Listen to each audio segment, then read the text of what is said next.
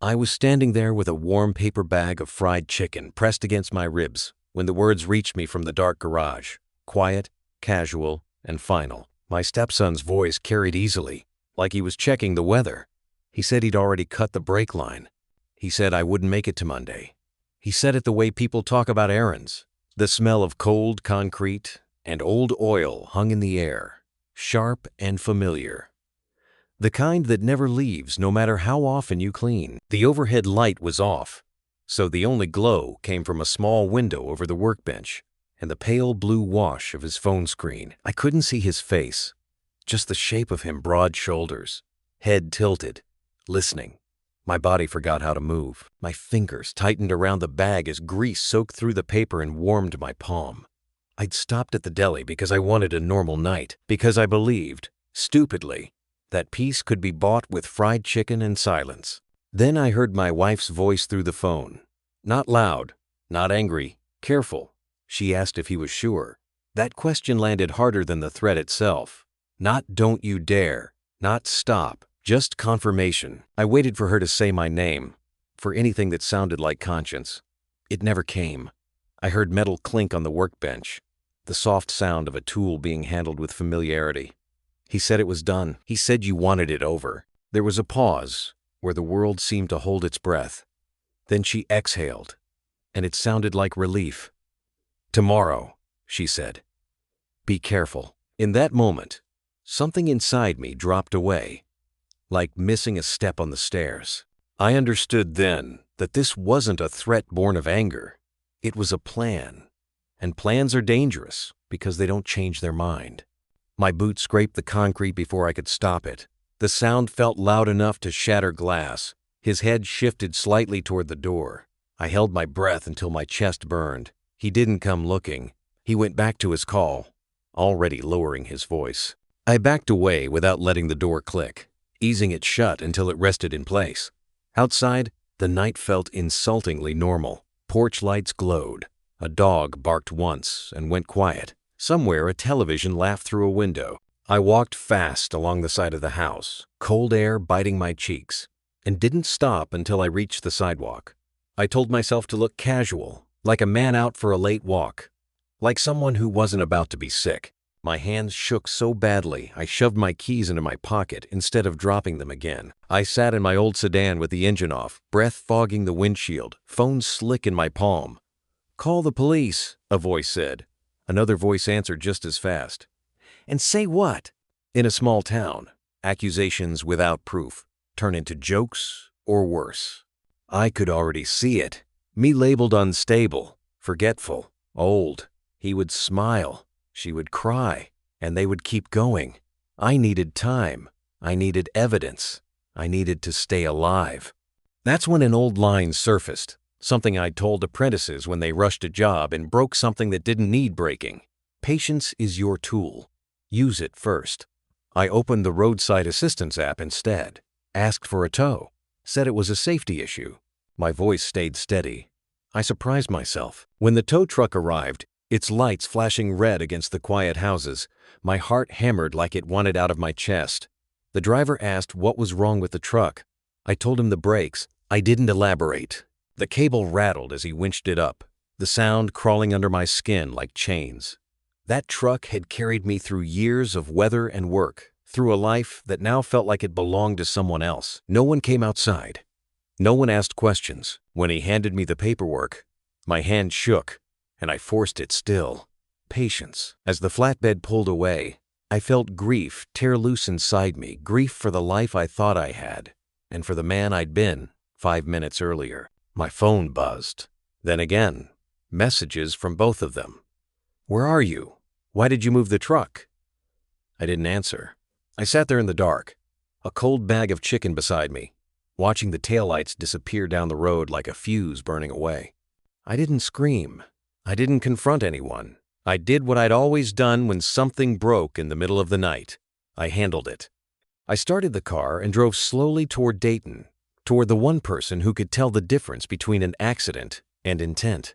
The road shimmered with early ice. The heater blew stale air. My knuckles stayed white on the wheel. And for the first time since the garage, I wasn't reacting anymore. I was moving. The farther I drove from the house, the quieter my thoughts became. Not calmer, just focused. The road toward Dayton cut through familiar darkness, past gas stations closing for the night, and storefronts that had seen better decades. Ohio in winter has a way of flattening everything, stripping color down to gray and brown and leaving only what's real. The radio murmured low, not for music but for the comfort of another human voice, talking about something ordinary. High school basketball scores, weather, furnace, tune-ups. The normal world, carrying on without me. My phone buzzed again. Tomorrow. That word echoed. Whatever they planned wasn't distant. It was waiting. I crossed the river, black water sliding under the bridge, and felt something settle inside me. Fear was still there, but it was no longer steering. I knew where I was going and why. Ray Mercer opened the door in sweatpants and a flannel gray hair flattened from sleep. Eyes sharp enough to cut through the dark. He looked at me like I'd brought trouble with me, and he wasn't wrong. He asked where the truck was. I told him it was coming. That woke him up. Inside, his house smelled like old coffee and oil-soaked leather. Photos lined the shelves. Evan as a kid. Evan smiling. Evan frozen in moments Ray had chosen to keep. I set the tow receipt on the table and told him I didn't trust the vehicle. I didn't accuse. I didn't dramatize. I asked him to look. Ray was a man who trusted engines more than people, facts more than feelings. After a long moment, he nodded. "If it's dangerous," he said, "it doesn't move an inch." Relief hit me hard enough to sting my eyes. The truck rolled off the flatbed and into Ray's driveway with a heavy final thud. As soon as the tow driver left, Ray was under it with a flashlight, moving with the muscle memory of decades. I stood in the doorway, arms folded tight, heart beating too fast again. He asked me what I'd heard. I told him. Not everything, just the truth that mattered. When he called me over, his voice was different, tight, controlled. I crouched beside him and saw it. The brake line wasn't worn. It wasn't corroded. It was cleanly cut, straight, and deliberate. No accident leaves a mark like that. The sight hollowed me out. Knowing something and seeing it are two different things. Ray sat back and said what neither of us wanted to hear out loud. Someone did this on purpose. Ray reached for his phone. I asked him to wait just long enough for one call. My attorney didn't waste time with comfort. She asked questions that mattered. Who had driven it? Who owned it? Where it was now? Facts stacking into something solid. When she told me to call the police immediately, I felt a strange steadiness settle in. The choice had already been made. Sirens arrived not long after, red and blue washing over the garage like a harsh sunrise. The officers photographed the line, asked their questions, wrote their notes. I told them exactly what I knew. No embellishment, no guesses. When they left, exhaustion hit me all at once. Ray sat down hard, staring at the floor.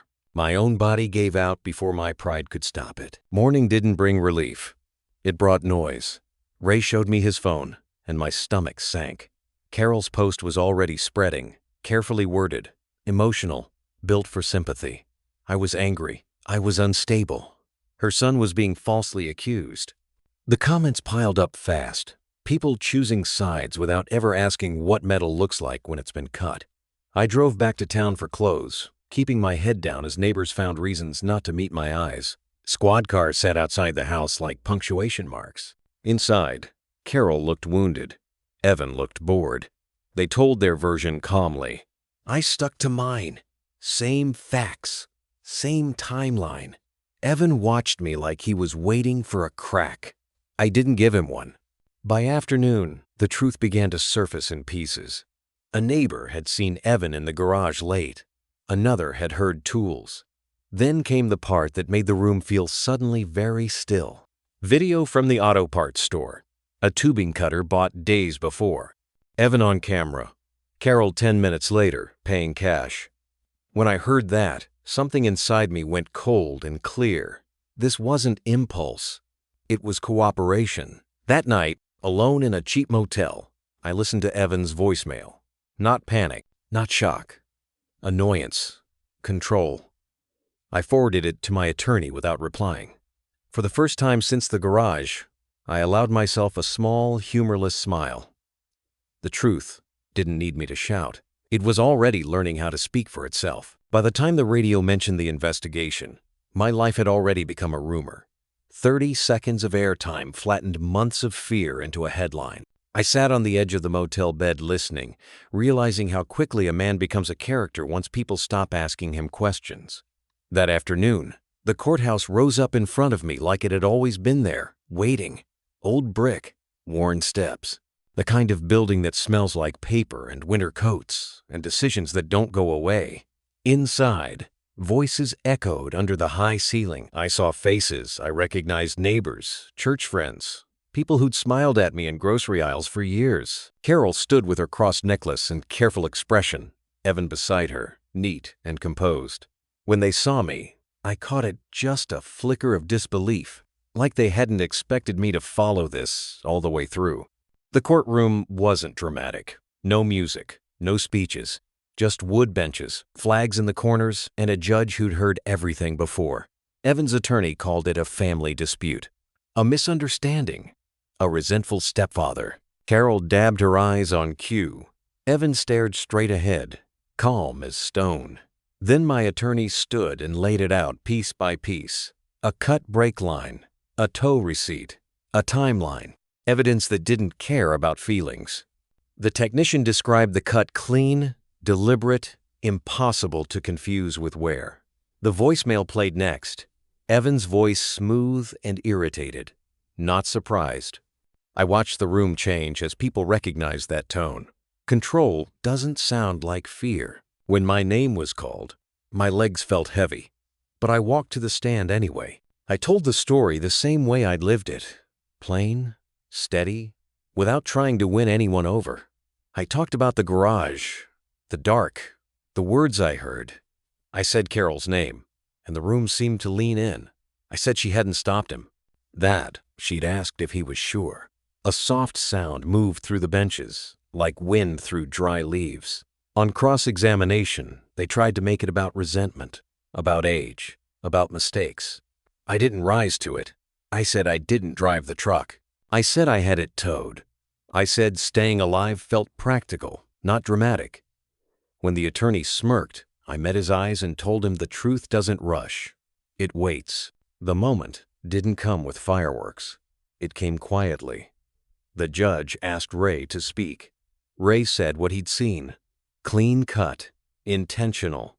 Evan stared forward, jaw tight. Carol whispered something to him, panic slipping through the cracks. He snapped at her without looking. 2 words. Sharp, dismissive. The sound of control breaking. The judge leaned forward and read his notes, then looked up like he'd already reached the end of the road.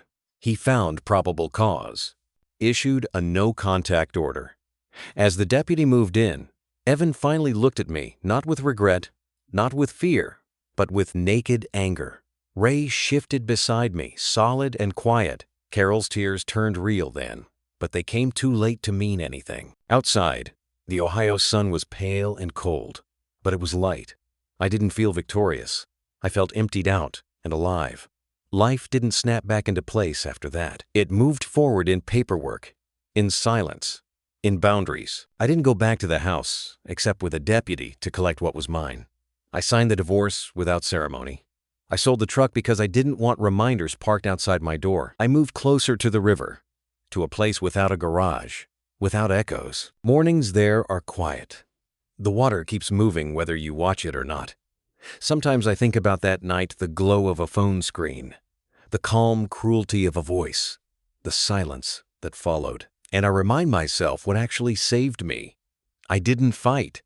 I didn't scream. I stepped aside and let the truth stand up on its own. That was the real revenge. Not destruction, but survival. The motel room smelled like disinfectant and old carpet.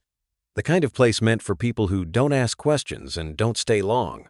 The curtains didn't quite close all the way, leaving a thin blade of parking lot light slicing across the wall. I sat on the edge of the bed with my coat still on, shoes planted on the threadbare carpet, hands resting on my knees like I was waiting to be called into an office. My body felt heavy, but my mind refused to lie down. Every time I blinked, the garage came back. The dark. The glow of a phone screen. The word funeral spoken like it was nothing. I hadn't cried. Not then. Not yet. Fear doesn't always come with tears. Sometimes it comes with clarity, so sharp it almost feels like relief. I'd done what I needed to do. I'd moved the truck. I'd put distance between myself and the plan that was supposed to end me. But now there was nothing left to do except sit still and let the weight of it land. That's when it really started to hurt. The phone on the nightstand buzzed again. I didn't pick it up. I already knew who it would be. Evan, Carol, or someone acting on their behalf, testing the water, trying to pull me back into the story they were already writing without me. Silence, I'd been told, is a boundary. I was learning how heavy boundaries can feel when you're not used to having them. I lay back on the bed and stared at the ceiling. A brown stain shaped like a cloud hovered above the light fixture. Somewhere outside, a car door slammed. Laughter drifted through the wall, too loud, too careless.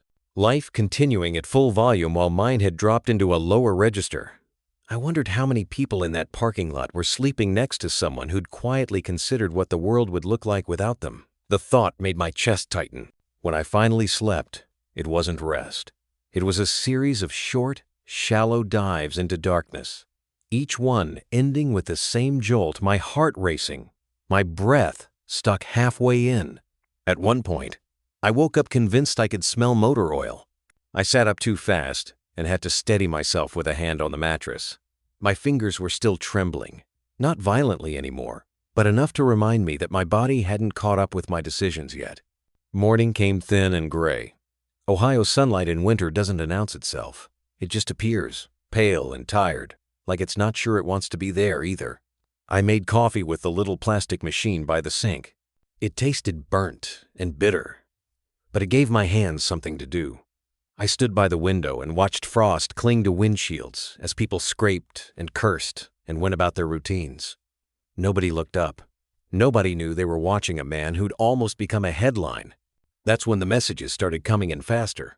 Missed calls, voicemails, texts that shifted tone every few minutes, confusion, anger, concern, accusation. Carol's name lit up the screen more than once. I didn't open them. I didn't need to. I knew her patterns. First worry, then hurt, then righteousness. Evan's messages were shorter, sharper, demanding explanations for things he had no right to question anymore. You moved my truck. You had no right. This isn't over. That last one stayed with me. Not because it scared me, but because it confirmed something I'd already felt deep down. He wasn't surprised. He wasn't panicked. He was inconvenienced. That told me more about his mind than any confession ever could. Around mid-morning, Ray called. His voice was steady, but there was an edge under it now. He told me the police had been back. More photos. More questions. He said they were taking the truck into evidence. I thanked him and meant it more than he probably realized.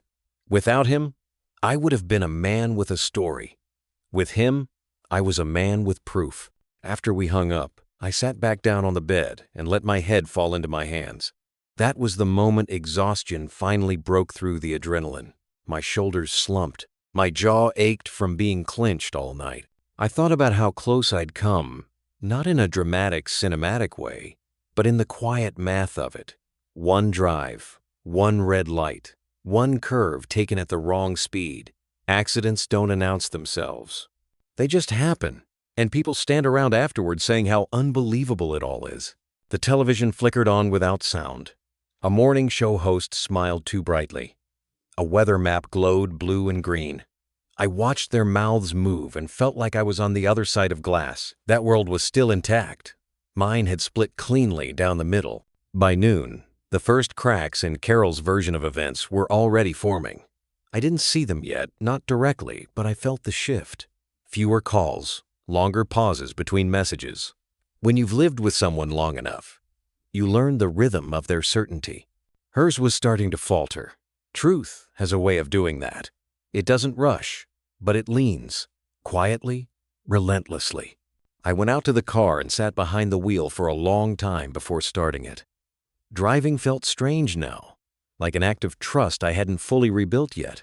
Every sound made me hyper-aware: the hum of the engine, the resistance in the brake pedal, the way the car settled when I stopped. I drove slowly, deliberately, reminding myself that not every machine was trying to kill me. Not every road ended in betrayal. I picked up a sandwich from a place near the motel and ate it in the parking lot, barely tasting it. My appetite hadn't caught up with reality either. Food is for people who feel safe enough to enjoy it. I was still negotiating that. That afternoon, my attorney called. Her voice was calm, professional, the way you want someone to sound when they're standing between you and disaster. She told me what to expect next. More questions. More noise. Possibly public attention. She warned me not to engage, not to explain myself online, not to try to correct the story as it spread. Facts move slower than rumors, she said, but they move farther. When we hung up, I leaned back in the seat and closed my eyes. For the first time since the garage, I allowed myself to imagine a future that didn't involve looking over my shoulder. It was faint, incomplete, but it was there. A small place. Quiet mornings, no shared driveways, no forced peace offerings, just space to breathe. That night, as the motel sign flickered on and off outside my window, I realized something else. Survival isn't loud. It doesn't announce itself with victory speeches or slammed doors.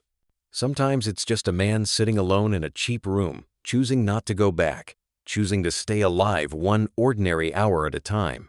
And that choice, made over and over again, is what would carry me through everything that came next. The first knock came just after dawn, sharp and measured, the kind of knock that doesn't ask permission. I was already awake, sitting at the small table by the motel window, with a cup of coffee that had gone cold in my hands. For a moment, my body reacted before my mind did, heart spiking, shoulders tightening, every instinct bracing for impact. Then logic stepped in. I wasn't in that house anymore. Whatever came next would come in daylight, with witnesses and paperwork, not whispers in a dark garage. I opened the door to two officers, one older with a face carved by years of weather and disappointment, the other younger, alert, still carrying that careful distance between himself and the worst versions of people. They introduced themselves calmly and asked if we could talk. I nodded and stepped aside, suddenly aware of how small the room felt with strangers inside it. They didn't rush. That told me something. They asked me to sit. They asked how I was feeling. When I said fine, neither of them believed me, but they didn't correct me either. The older one explained they were following up, that new information had come in overnight, and they wanted to make sure they had my account clearly documented. Not emotionally, clearly. That word mattered. I told them the same story I'd told before. I didn't embellish. I didn't soften it.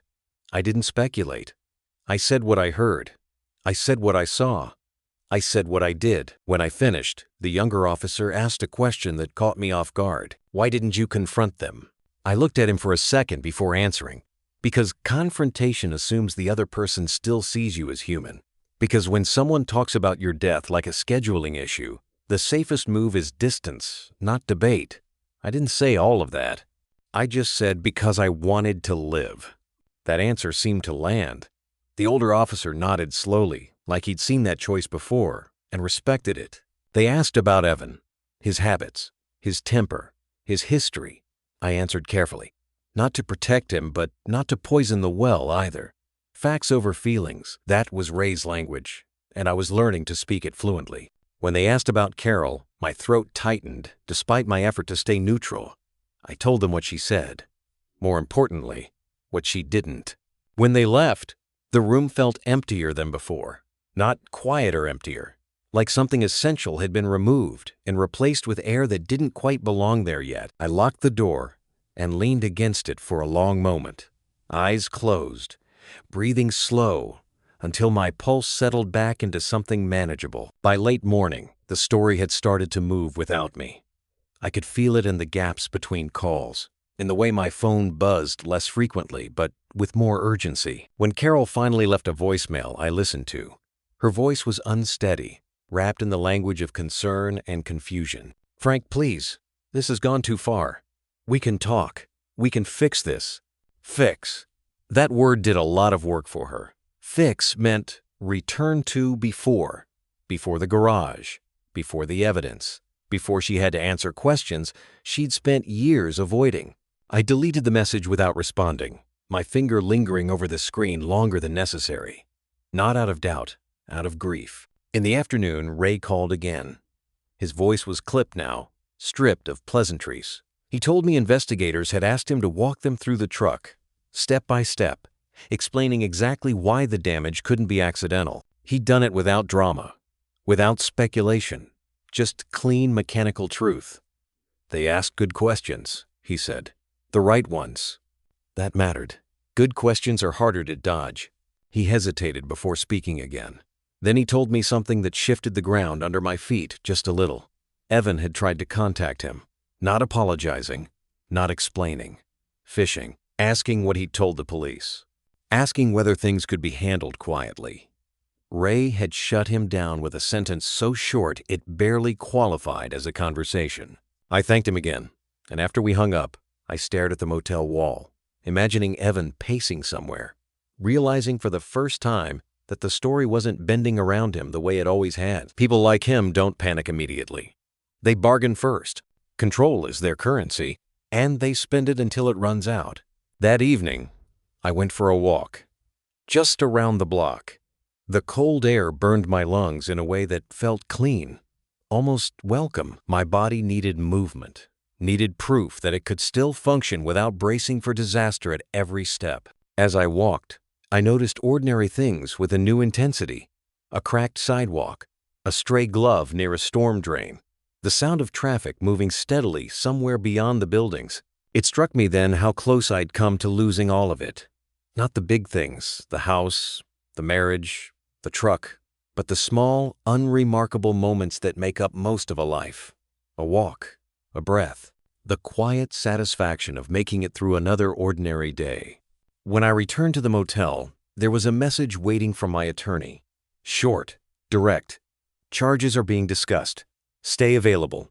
I sat on the bed and let that sink in. Charges. Not rumors, not suspicion. Charges.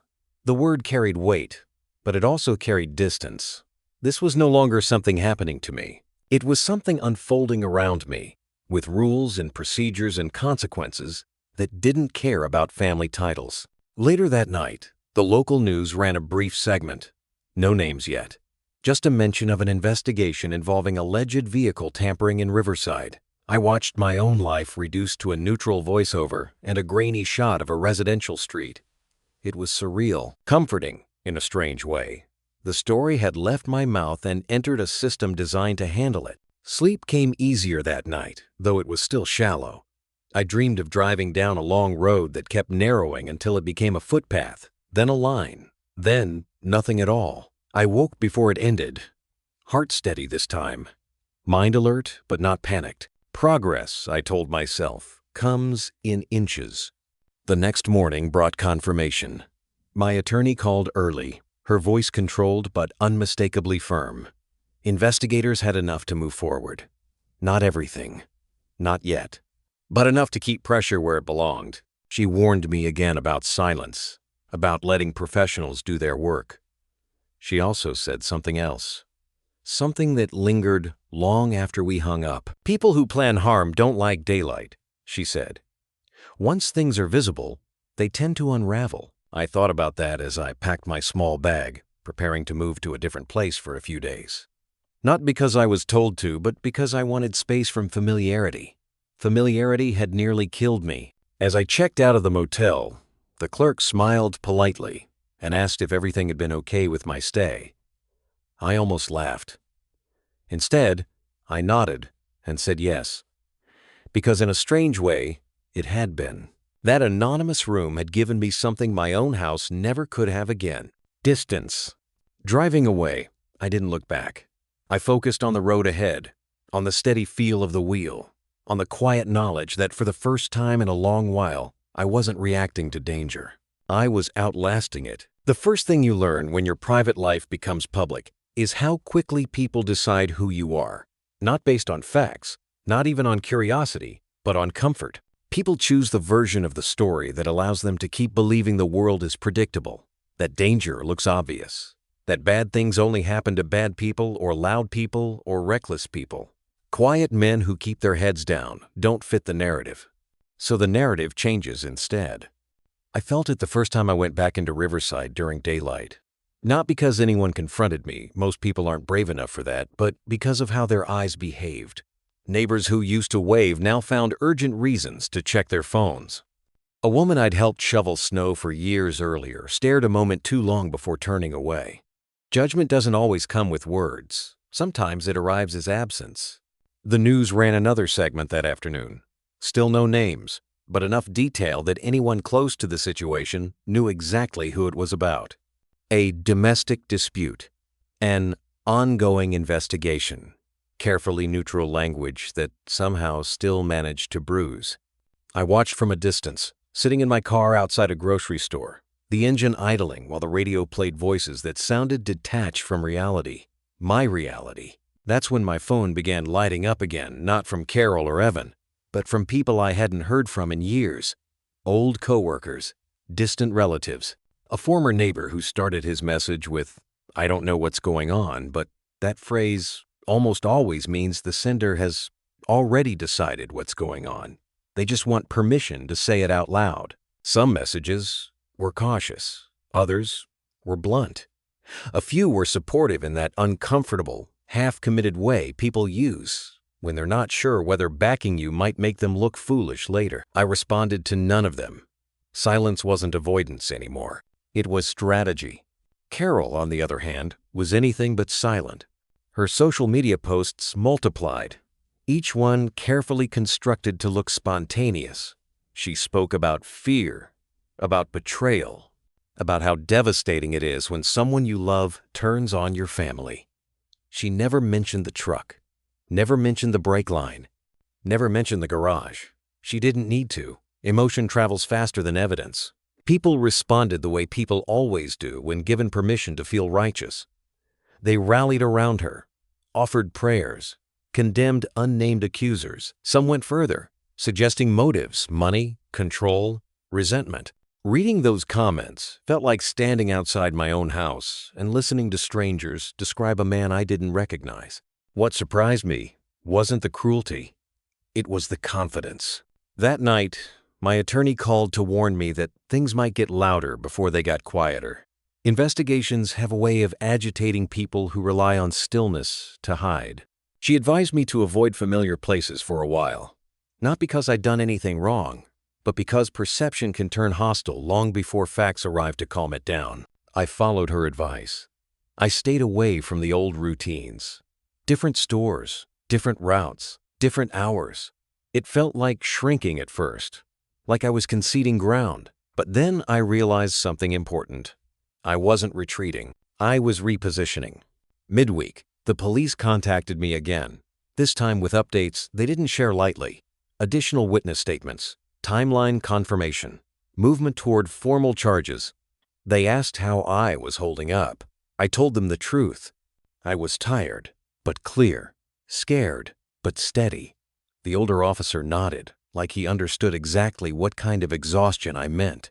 The same day, Ray stopped by, unannounced. He looked older than the last time I'd seen him, shoulders heavier, mouth set in a way that suggested disappointment had finally outrun denial. He didn't say much at first, just sat across from me at the small table and stared at his hands. "I raised him," he said eventually. "Not angrily, just factually. I taught him tools, taught him how to be careful." I didn't respond. There are some realizations a man has to walk through alone. Ray told me Evan had called him again. This time, not probing pleading. Talking about misunderstandings, about stress, about how things had gotten out of hand. Ray listened, then told him something I wish I could have said myself. "This didn't get out of hand. It went exactly where you pushed it." That line stayed with me long after Ray left. By Friday, the mood in town had shifted from curiosity to tension. People didn't just avoid eye contact anymore, they watched. From behind steering wheels, from store entrances, like they were waiting for confirmation that their chosen version of events was correct. It's uncomfortable to realize how many people treat truth like a sporting event. The breaking point came when someone slid a handwritten note under my windshield wiper while I was parked outside a pharmacy. No name. Just a sentence written in block letters. Men like you always play the victim. I sat there for a long time after reading it. Not angry, not hurt, just tired. Tired of being flattened into a role I hadn't auditioned for. Tired of explaining silence to people who confuse noise with honesty. That evening, I drove to the river and sat watching the water move under the bridge. There's something grounding about rivers. They don't care what people think. They don't argue. They don't stop. They just keep moving, carrying whatever falls into them downstream, eventually wearing even the sharpest edges smooth. I thought about Evan then, not with fear, but with a kind of clinical clarity. He'd built his life around shortcuts, around getting what he wanted without paying the full cost. That works until it doesn't, until the bill comes due all at once. The phone rang after sunset. My attorney again. This time her tone was unmistakable. "They're moving forward," she said. "Formal charges are being filed." I closed my eyes and let the words settle. Not relief, not triumph, just gravity. Consequences had officially entered the room. After we hung up, I sat in silence for a long time, listening to the distant sound of traffic and water and the low hum of the city settling into night. I thought about how many people would adjust their stories now, how some would pretend they'd known all along, how others would quietly disappear. Truth doesn't erase damage. It just clarifies where it came from. Before bed, I finally allowed myself to imagine a future that didn't include constant vigilance. It wasn't detailed, just a sense of space. A life where silence wasn't threatening, where garages were just garages again, where footsteps in the dark didn't make my pulse spike. I slept deeper that night, not because things were resolved, but because they were moving. And movement, I was learning, is sometimes enough to let a man rest.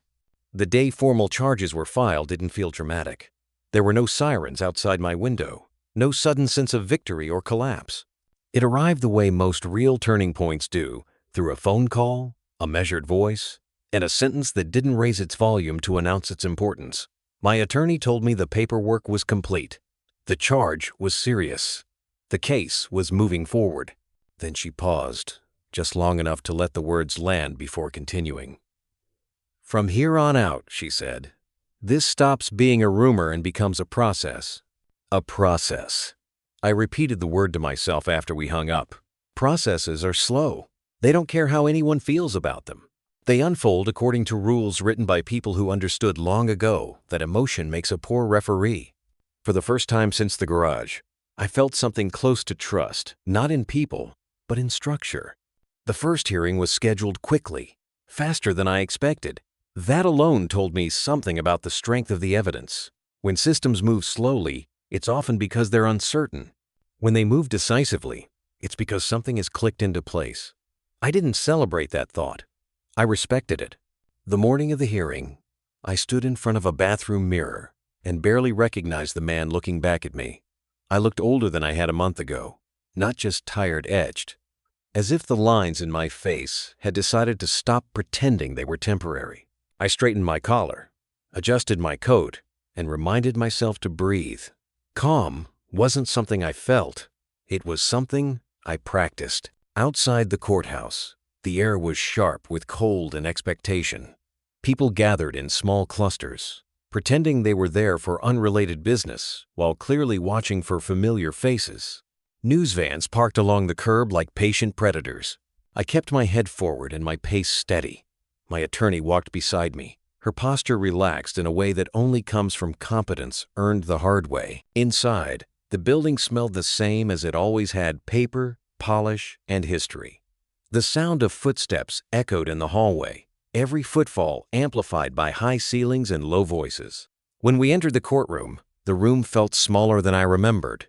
Not claustrophobic, intentional, like a space designed to compress the truth until it could no longer wriggle free. I saw them before they saw me. Carol sat near the front, shoulders squared, eyes rimmed red in a way that suggested she'd practiced looking devastated. Evan sat beside her, clean-cut, composed, his expression neutral to the point of arrogance. He looked like a man who still believed he could outlast consequences by refusing to acknowledge them. When his eyes met mine, something flickered there, not fear, Not remorse, but irritation, as if my presence was an inconvenience he hadn't planned for. That flicker mattered. The judge entered, and the room rose and fell as one. Proceedings began without flourish. Names, dates, charges read aloud in language so plain it was almost brutal. There was no room for interpretation in those words. No emotional padding, just actions and outcomes laid side by side. Evan's attorney spoke first. He framed the situation carefully, emphasizing family conflict, miscommunication, emotional stress. He suggested, without saying it outright, that this was a man who'd overreacted to overheard words taken out of context. It was a clean argument, polished, designed to feel reasonable. Then my attorney stood. She didn't raise her voice. She didn't dramatize.